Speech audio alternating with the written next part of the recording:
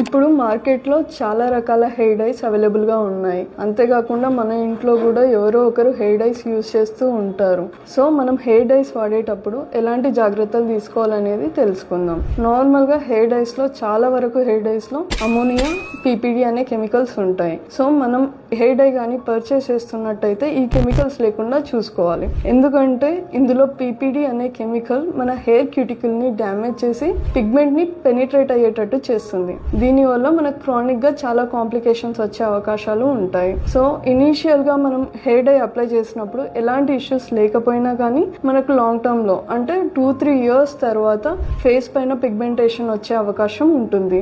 So hair dye purchase చేసేటప్పుడు ఈ chemicals లేకుండా చూసుకోవాలి. అండ్ దీంతో పాటు మనకు మార్కెట్లో చాలా వరకు న్యాచురల్ హెన్నా, న్యాచురల్ మెహందీ అనేది అవైలబుల్గా ఉన్నాయి. సో ఈవెన్ దో అవి న్యాచురల్ అని ఉన్నా కానీ వాటిలో కూడా ఈ కెమికల్స్ ఉండే అవకాశం ఉంటుంది. సో మీరు హెయిర్ డైస్ పర్చేస్ చేసేటప్పుడు ఈ కెమికల్స్ లేకుండా చూసుకోండి.